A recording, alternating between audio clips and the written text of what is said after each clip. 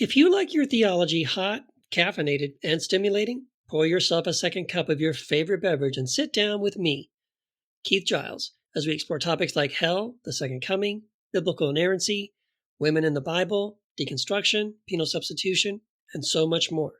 In the brand new book, Second Cup with Keith, available now on Amazon.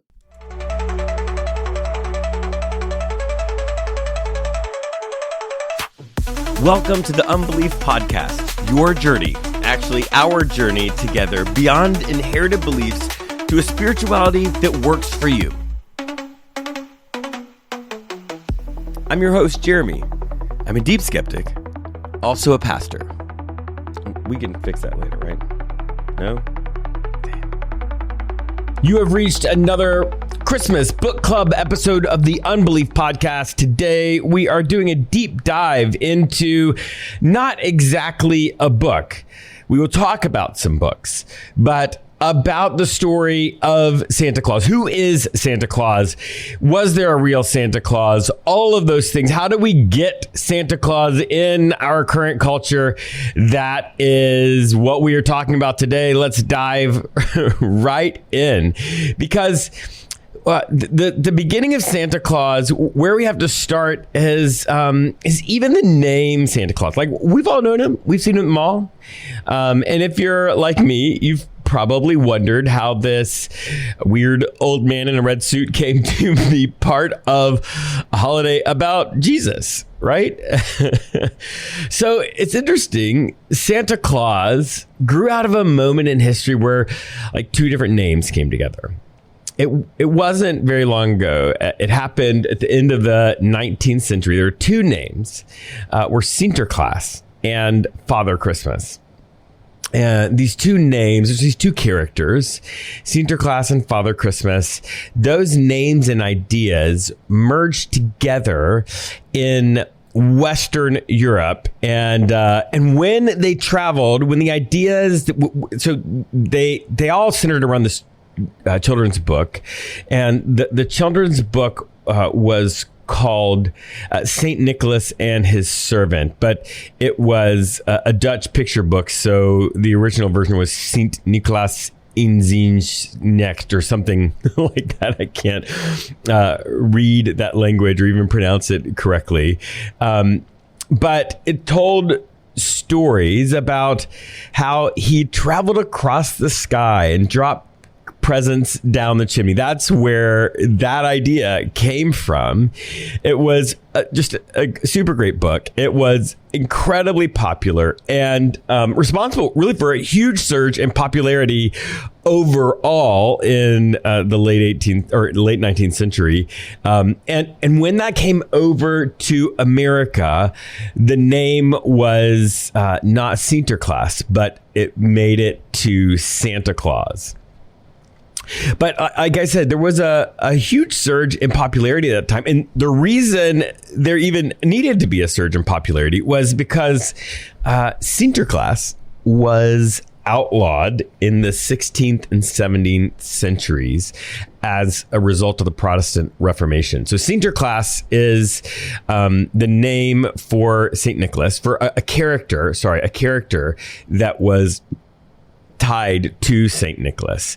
And the sort of thing that the Protestant, that the reformers, the problem that they had with Sinterklaas was that he was a prominent figure in a Catholic festival, right? And if you know about the Protestant Reformation, this is the moment when people had real problems with the Catholic Church and were separating on a number of different issues around all kinds of things. But what happened is the reformers really, they got into power in some of the cultures, especially in Western Europe.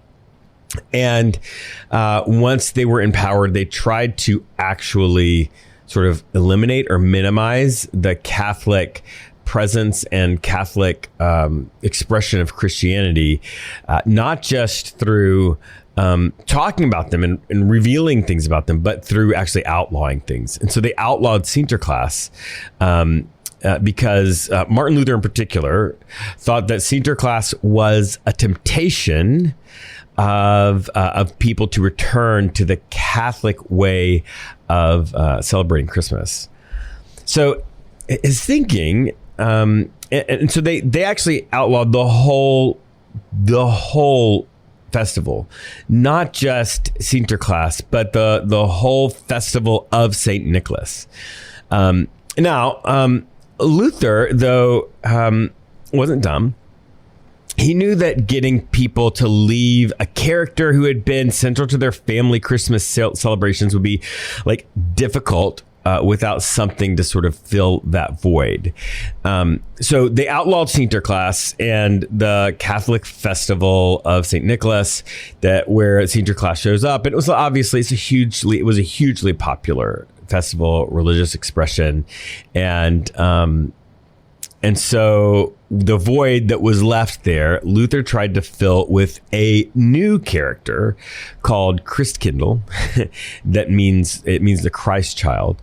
And his hope was that like this new character would help people sort of maintain their focus on the fact that that Christmas was a celebration about the birth of Jesus and not about Sinterklaas or Saint Nicholas. Side note, it's kind of funny that Christkindl eventually sort of morphed over time into another name that you've probably heard, Kris Kringle, which now refers to the exact character that Luther created Christkindl to protest against Santa Claus or Sinterklaas. So, so the festival though that was outlawed, the St. Nicholas Day, features Sinterklaas, as a character that symbolizes St. Nicholas, and that character will often come in on a ship. Because St. Nicholas is the Catholic patron saint of seafarers, and it's the Catholic patron saint of seafarers. His ship, then, of course, is full of gifts that he gives out to the people that are there to watch his parade. But I guess the question probably that comes up in your mind at this point now is like, why a ship full of gifts? Right, with a main character, this character wears a robes, has a white beard. Sinterklaas looks very much like Santa Claus in his attire. So where did the gift stuff come from? Well, the gift stuff comes from the story of Saint Nicholas. We're going to get to his story, but Saint Nicholas is interesting for a number of reasons. But in a little bit more recent history, there were some people that questioned whether or not he actually even existed. Their contention was that it is hard to historically prove whether or not he was actually around, which is not an uncommon claim to make about a historical figure. The further you get back in time, the harder it is to prove that someone actually existed. And actually, if you go into the right professor's class, they will say, you can't historically prove that Jesus existed. And those professors are correct. Because there's like a list of criteria that are required by historians to prove beyond a shadow of a doubt whether or not a person existed. It involves like outside of a movement's firsthand sources, right? People who saw that person reported, wrote that down, and like a bunch of other things that if you have them all, it proves historically, technically, that a person actually existed. And so, like, as far as Jesus not existing, it's really because of a lack of overall documents from the time of Jesus. There's just not enough documents from that part of the world, from that time, to expect that you're going to have enough of what is needed for that criteria to meet that criteria. So St. Nicholas was one of these people for a long time, until this guy, Father Gerardo, who was a monk at the St. Nicholas Basilica in St. Nicholas's hometown, made some really cool discoveries. This monk had made his life's work to pore over all of the old documents in the library and basement of this church so that he could tell the story of St. Nicholas. And it really was just a handful of years ago that he actually produced some pretty good documentation. And let's be clear, these are documents that are somewhere around 1700 years old. And after his revelations, historians are much more comfortable saying that they are, quote, unquote, pretty sure that St. Nicholas was actually around, though it still doesn't meet the full criteria. And adding to this case is some pretty interesting circumstantial evidence. So before St. Nicholas was around, based on the stories of St. Nicholas, before he was around, no one in that area of the world named their children Nicholas. It was a very unpopular name. Then right after his life, it all of a sudden becomes the most common name in that region of the world. The same thing happened with art. He went from never being depicted at all in art to being the most painted saint outside the Virgin Mary in a span of just 200 years. And so all of that sort of swirls together to say, yeah, it seems like he actually was a person that really existed. And that's beautiful because his story, the story of his life, is absolutely wonderful. And the story of his life exists in this space, somewhere between fact and legend. There are some over the top supernatural parts, and there's some everyday parts. But he didn't write anything himself. And he was not a figure of Jesus level importance in his lifetime. And because of all that, you've got a lot of variance in the story and stories about St. Nicholas's life, the stories that somebody might find about a moderately famous person in this time, thousands of years later, right? But what we can say is that he was an important guy, an important figure in the development of Christianity, especially at Christmas time. He is an incredibly important person to know because he is the background of what eventually develops into Santa Claus. And I don't know if you've noticed, Santa Claus is kind of a pretty big deal at Christmas. So let's talk a little bit about this historical person behind Santa Claus. So the story of St. Nicholas, right, the story that exists somewhere between legend and fact, is that he was born in a way that was considered miraculous at the time. After he was born, his mother had never had another child.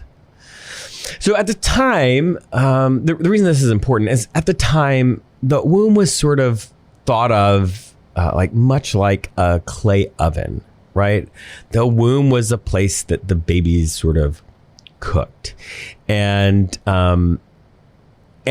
clay ovens, you had to be careful with, because if you heated them up too hot, the oven would crack and it wouldn't work anymore. And so it was thought during that time that a particularly holy person, when they were born, their holiness made the baking of the infant in the womb such a high temperature as to break the womb oven and render the woman subsequently infertile. But Nicholas was not born to just anyone. He was He was actually born into an insanely wealthy family. And at that point, you had to be very wealthy to have a really great education. They did not have the sort of public education opportunities that we have now. And on top of having a great education, he also had a brilliant intellect to take sort of full advantage of that education. But wealth, that's not the only sort of remarkable thing about his family. It's not all that they gave to him. Like, they also passed down to him this deep spiritual commitment. Like, every Sunday, they woke up before dawn to go to worship and receive communion. They never missed. And they would wake up so early so that they could walk to the church to receive communion. Now, I mean, like, his life with his family wasn't perfect, right? In fact, he suffered some real tragedy. When he was 18, both of his parents died. Kind of like in a Disney movie. When his parents died, they left him obviously with this huge inheritance that sort of meant he was set for life. He didn't have to worry about money or food or any of that. And so the way he dealt with their passing was, internally was like relatively well, because like he was confident they were in heaven. But after their death, the other way that he dealt with that is he decided to spend some time seeking God and trying to answer two questions. What would God have him do with his inheritance, right, with all this money that he has, and with his life? Like, what would God have him do with his life, like overall, now that his parents were gone? And as he spent like a lot of time processing that, St. Nicholas comes to this realization that his life and money should be spent the same way. That his life and money should be used however God wanted to use it. Right? It's clear, like he inherited that spiritual devotion from his family. So then he began to do a lot of work with the church, and he started to go into ministry as a career and do all of that stuff. And it was during that time that he was walking around the city, and he found that there was a poor father who had 3 young daughters. And the man was so poor that he wasn't going to be able to provide a dowry for his daughter. And this was a huge deal in that culture. Like, the young girl didn't have a dowry when she came of age. She'd not be able to be married. And like, as an unmarried woman, ultimately she'd be forced to work to make money of her own. And the problem was that the only way for a woman to make money in that culture was like to sell herself. And so, like, when St. Nicholas found out that this man was facing this like horrific reality, he decides, okay, I'm going to do something about that. Like, I'm going to do what God would have me do about that kind of inequity and injustice. And so, like, on the eve of this young girl's coming of age birthday, the father's oldest daughter, Nicholas took the money required for a dowry out of his own pockets, right? He put it in a purse, like a little bag, and went in the middle of the night and dropped it through the window of the girl's home. So the next morning happens, and you can imagine especially if you are a parent. If you're facing this morning, it's going to be a hard morning, right? As a father, not being able to provide this basic thing for your kids, knowing that because you weren't able to provide this, your kid is going to have like a really difficult life. And so when the father comes out, when the family wakes up, the dowry required to save this man's daughter from a horrible future is lying on the floor. Yeah. I mean, I have a hard time imagining how happy, like definitely screaming, definitely crying. I'm figuring dancing. I like the whole 9 yards. But that's not the end of the story. You remember the guy has $3, and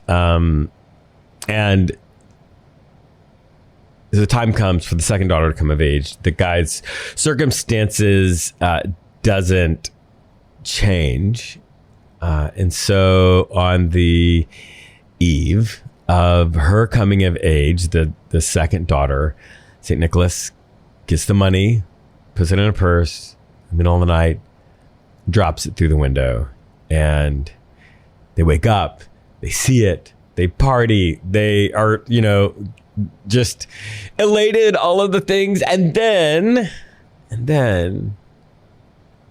time passes. The third daughter is about to come of age, and the man has provided food and housing and all of that stuff, but cannot get the dowry. And they're going to go to sleep again with this anxiety, but there's hope, right? It's happened twice. Could it happen again? The man decides that, like many children each Christmas, to wait up and to see if he can catch a glimpse of the person leaving the gifts. So in the middle of the night, St. Nicholas does the same thing. He comes, he throws the purse through the window, and the father sees it, rushes out to thank St. Nicholas profusely. And the story goes that Nicholas's response, it was so simple. He says, "You're welcome. Please don't tell anyone it was me." Yeah. Please don't tell anyone it was me. Obviously, that didn't happen. But it is a story of humility, right? It's a story of generosity that is not seeking its own recognition. Also, if you ever go on Jeopardy, this is probably an important story to know. Because if you've ever been in a pawn shop and seen the symbol of the three circles connected by a half circle and a line down the middle, those are the three purses in this story, because St. Nicholas is also the patron saint of pawnbrokers. Yeah. At this time, it wasn't a really great time to be a Christian as far as your safety was concerned.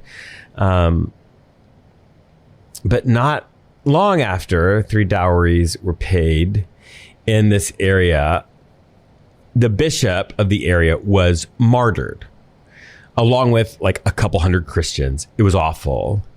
And at that time, when a bishop's seat was vacated, bishops from the sort of surrounding areas would come to the town, meet together to pray and figure out, discern through their prayers who God wanted them to install as the next bishop in the open seat. Right? If it feels similar to what you may have seen on news when a pope is being chosen, I think you're probably right there.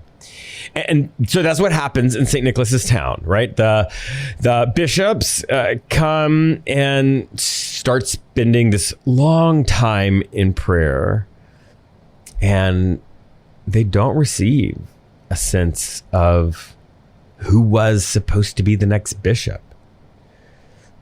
And then, when they came to the end of the day after day, they all went to bed, got some rest, start fresh and fervent the following morning. But then one of those nights, a vision wakes up one of the bishops, right? Seeing something, a dream, a vision, seeing something that was not actually there, like a vision of God. In the vision, God says to him, take the other bishops, go into the sanctuary and pray. So, and then it says, God in this vision says, the next person who walks through the door, that's the new bishop. So the bishop who received this vision obeys, wakes up the other bishops. They go into the sanctuary, begin praying, and then I love this part of the story because it feels like it echoes his parents in this. It echoes St. Nicholas's parents in his early life in a beautiful way. Like early in the next morning, St. Nicholas was walking the streets, praying like he did over and over again. And he arrived at the church, and the young St. Nicholas, he's about 35 at the time, walked into the building with no knowledge as to what had happened the night before, the vision, the bishop's coming in the middle of the night and starting to pray. And the bishop who had received the vision sees Nicholas, grabs him, takes him inside and installed Nicholas as bishop the very next day when he's 35 years old. This is huge, right? The honor of like ever becoming a bishop was like in itself great, but to attain that position, like at the age of 35, it was like this over the top blessing in Nicholas's life. Like on the flip side, though, this meant a whole new level of danger as being a Christian leader, right? When you're a Christian leader, you were even a bigger target for attack, and you were constantly at risk of like physical harm, right? Remember the previous bishop vacated his seat because he was martyred. Yeah. So Nicholas, not very long after that, like he barely gets his feet under him, like in his new job, and he's like arrested as part of a larger campaign to like arrest Christian leaders. And like while he's in prison, a little thing known as the conversion of Constantine happened. Short version of that story is Constantine, ruler of the Roman Empire at that point, was preparing for a battle that he was really afraid he was going to lose. And he receives a vision from Jesus saying that in this sign you will conquer. It shows the symbol of the cross in the vision. Actually, in hoc signo vinces, in Latin, or atuta vica in Greek. He spoke both. But we'll stick with the English version over Latin or Greek. But accompanying this vision were the Greek letters chi, or key, which looks like an English X, and rho, which looks kind of like a P. And if you've ever seen that symbol with the X and a P coming out of the top, that's the symbol. Those letters are significant because they are the first two letters of Jesus' name in Greek, or Jesus's title in Greek, right? Christos. And Constantine has all of his soldiers paint Cairo on their shields, and they win the war. Constantine immediately converts to Christianity and makes it the official religion, right? That's a big deal. Also, side note, X, the shape, the chi, the Greek letter, is an abbreviation for Christ. So if you've ever seen somebody write the word Xmas, right? It actually means Christmas, because the X is an abbreviation for the word Christ. And when people get upset about that, it's just because they're ignorant. They don't know. They just don't know. But now you do. So Constantine converts to Christianity, makes it the official state religion. Meanwhile, back in the jail, Nicholas and his fellow compatriots, the people that were jailed with him, arrested with him, are like just waiting for God to free him. They're talking about how God freed people from prison in the Bible and doing all of that. Since it's really not a good idea to imprison the clergy of the official state religion, once Constantine converted, all the ministers are freed, including, of course, Nicholas. And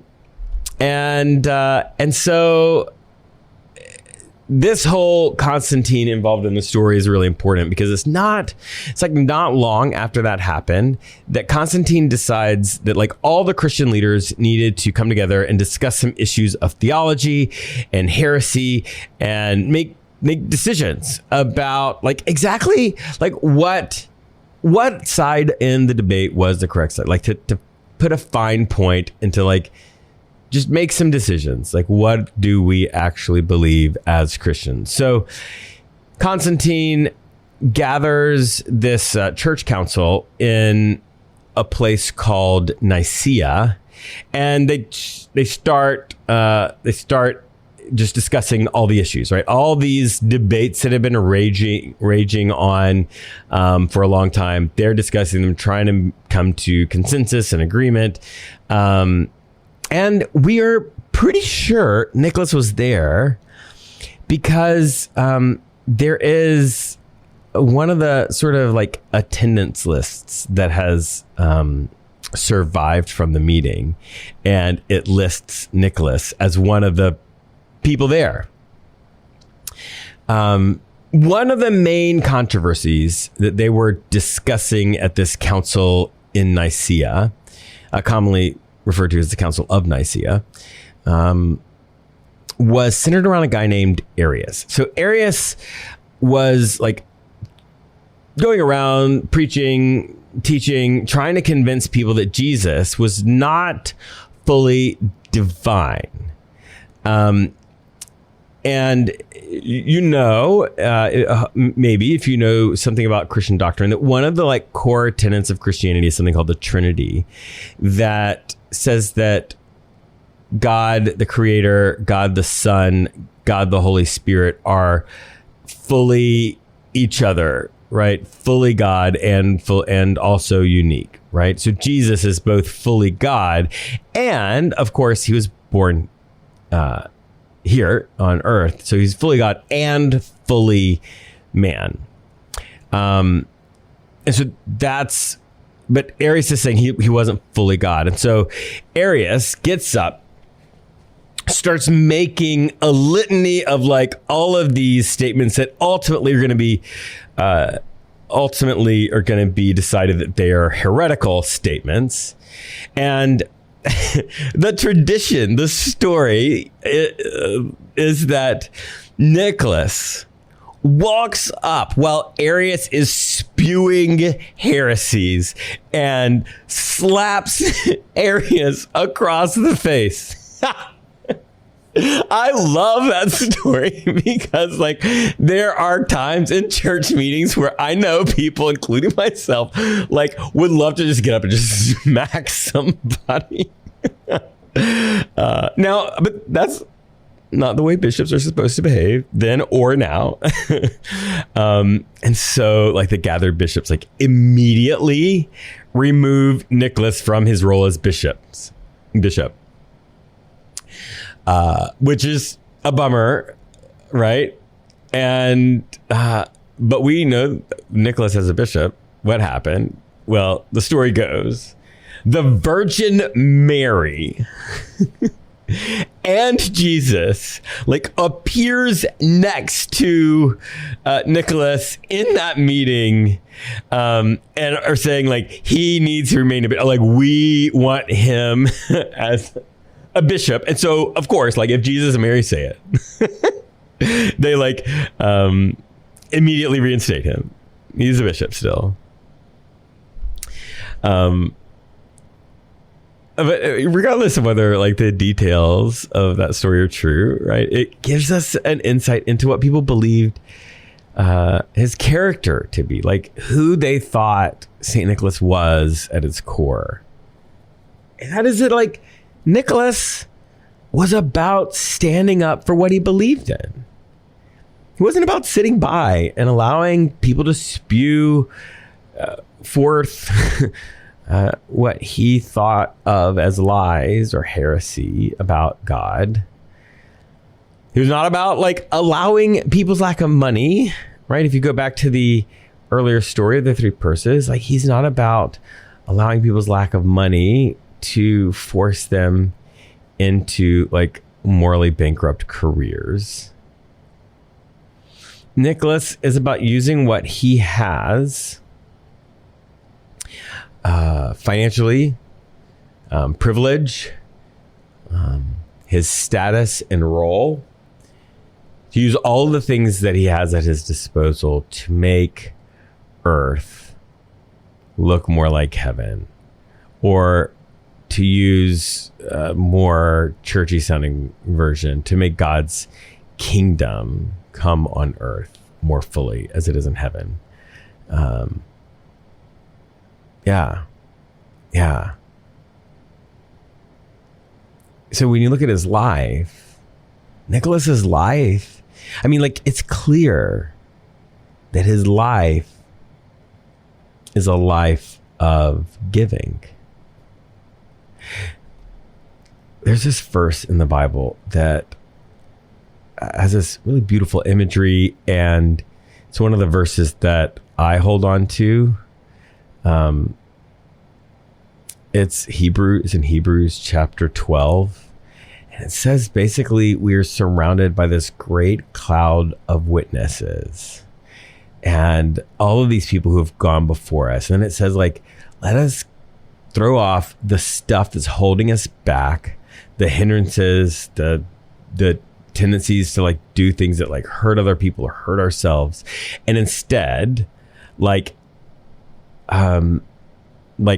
run without the hindrances down the path of faithfulness to God. And it's a path that's marked out by these people who have gone before.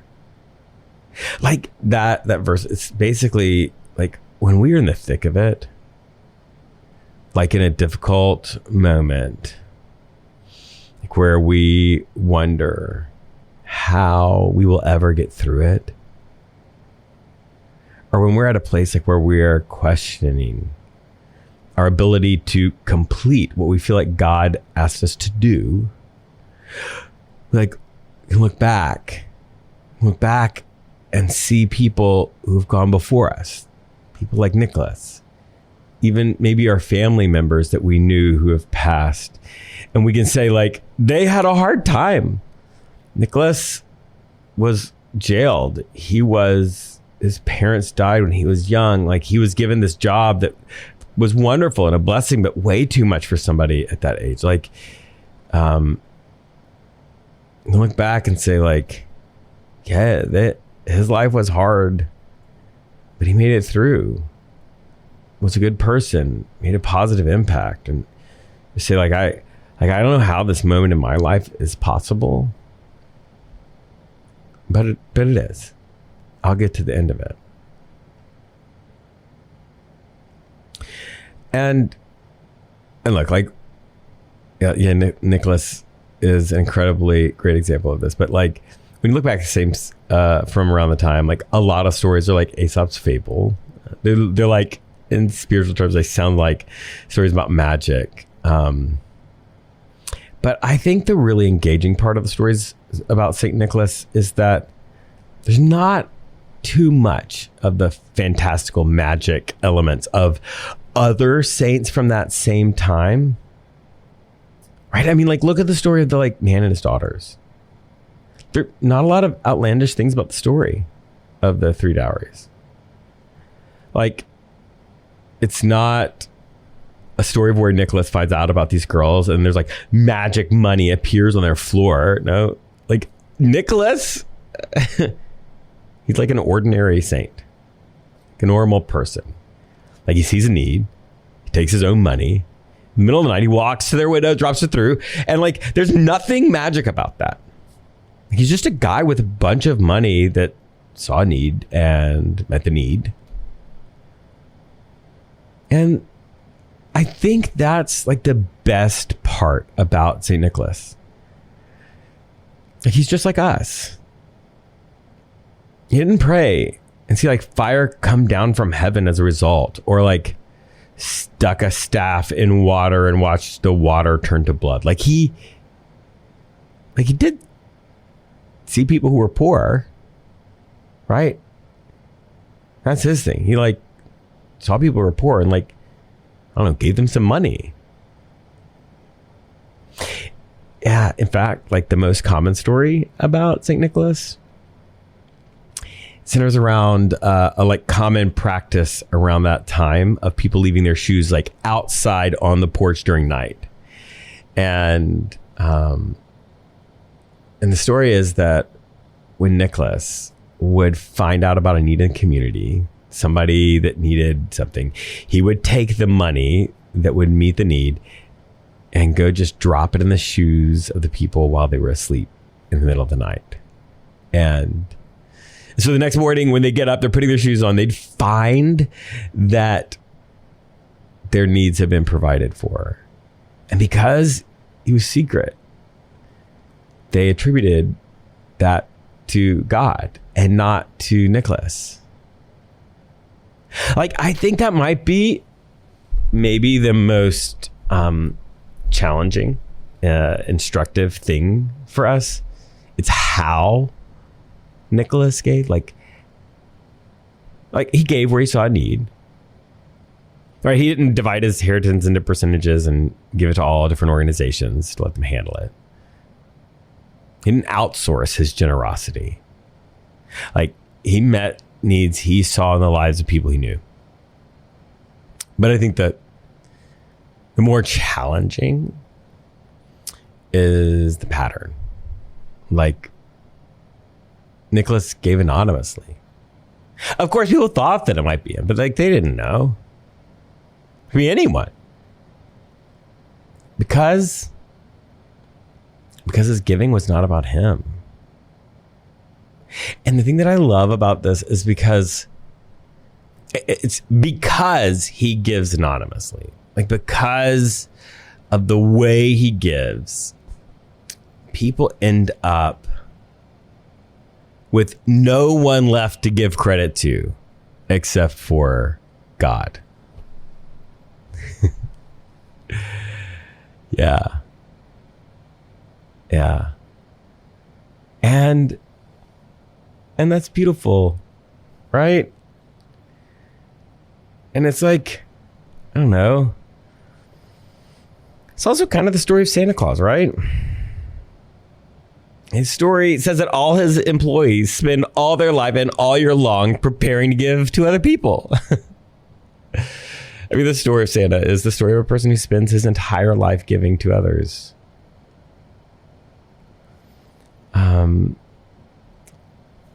And so I think they're sort of on the same team, right? I mean, Santa Claus is like a wonderful, if not religious, expression of Saint Nicholas. the person he's based on.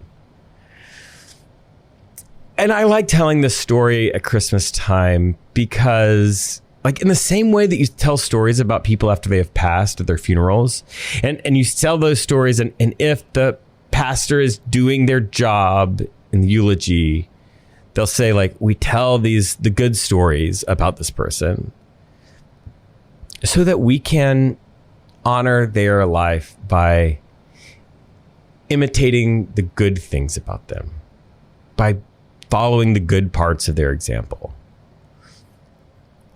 And at Christmas, and I think Nicholas challenges us. It challenges me, right? Like, could I actually echo what I know about Nicholas during this season? Like, we all know people who are having a hard time. We all know people who need something. And in this time where we're doing all the things, life is busy. In Nicholas's world, his parents died. He's trying to figure out what to do with his life, and he finds out about a need, right? In the midst of the busyness of this season and the distance between January, when Christmas and New Year's, all of that, can we do it? Could we meet a need anonymously? Could we do the whole thing? I think that's the thing.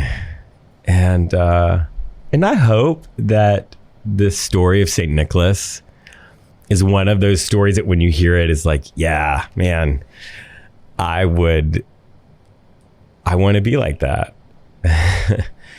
And it's the kind of thing that we as a community do together. If you don't know about our community, it's called Not Church. It's on Discord. And we're there for each other. We talk about spiritual things, spiritual people. When things get hard, we support each other. We talk about, this is a book club episode. We'll talk about the podcast stuff on there sometimes. And the way it's called Not Church because we do all that, but nobody's telling you you're going to hell because you don't believe the right thing, right? There's no Martin Luther nailing 95 reasons that you're wrong to your door. We're just there for each other, trying to help each other find the spiritual beliefs and practices that work for us, that help us be the best version of ourselves and help us to find a purpose greater than ourselves. If that's interesting to you, you should go to patreon.com/skepticpastor, and it's $3 a month. And you get access to the Discord. And we do $3 a month. We charge for it because, if I'm not going to ask you to give a percentage of your income, it's pay for what you get. If it works for you, great. If it doesn't, stop paying, right? Yeah, so that's great. If you want, we've got merch to newmancommunity.com/store. But if you're listening to this podcast, wherever you listen to this podcast, if you could do us a favor, give us all the stars, say something nice about us. That really does help. That's it. That's the podcast. Shout out to the Choir Network, to Patheos, to Matthew and Keith, who make everything happen. Now, get out of here. Go do something to make the world a better place. Okay? We'll see you next time.